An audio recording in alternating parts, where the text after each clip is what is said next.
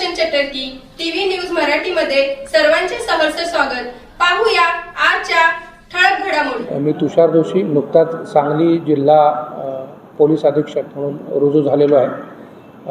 आज जी पत्रकार बांधवांशी आमचा संवाद होता त्याच्या अनुषंगाने मी एकच सांगेन की एकतर सांगलीमध्ये व्हिजिबल पोलिसिंग वाढवणं, ऑर्गनाइज क्राईम, बॉडी ऑफेंडर्स यांच्यावर योग्य ती कायदेशीर अशी कारवाई त्वरित करणं, ड्रग्ज मुक्त सांगली आणि भयमुक्त सांगली या जो स्लोगन आहे त्याला पाठिंबा देणं आणि त्याच्याकरता काम करणं आणि शहरातील ट्रॅफिक च्या संदर्भाने चांगल्या उपाययोजना करणं, अशा काही मानस आम्ही जाहीर केलेला आहे आणि या अनुषंगाने उपाययोजना या करण्यात येतील जेणेकरून सांगलीमध्ये जास्तीत जास्त पोलिसिंग चांगलं होईल असं मी आपल्याला ग्वाही देतो।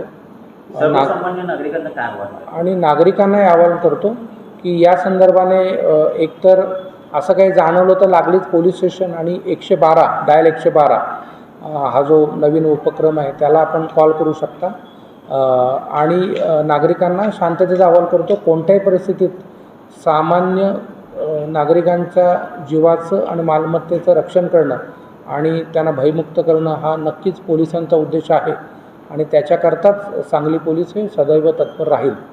बॉडी ऑफेन्ससाठी LCB स्क्वॉड आणि या अनुषंगाने बॉडी ऑफेन्सेस जे आहेत त्याच्याकरता आम्ही LCBलाही एक कामगिरी दिलेली आहे। विशेषतः सांगली आणि मिरज शहरात जे बॉडी ऑफेंडर्स आहेत त्याच्याकरता आम्ही LCB तर्फे स्क्वॉड हा ॲक्टिव्ह राहील आणि पोस्टल लेवललाही आम्ही ॲक्टिव्ह करू। आणि अपघाती मृत्यूचं प्रमाण हे कमी करणं हा एक उद्दिष्ट आहे आणि त्याच्याकरता ट्रॅफिक रूल्सचं व्हायोलेशन करताना त्याच्यावर केसेस आणि मुख्य म्हणजे ड्रंक अँड ड्रायव्हिंगच्या केसेस याच्यावर नक्की कारवाई होईल।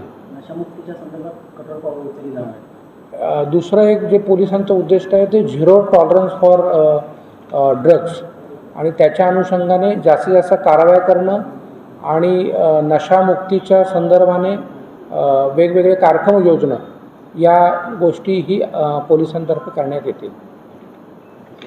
पुढील बातम्या पाहण्यासाठी आपले चॅनल लाईक आणि सबस्क्राइब करा व बेल आयकॉन दाबायला विसरू नका।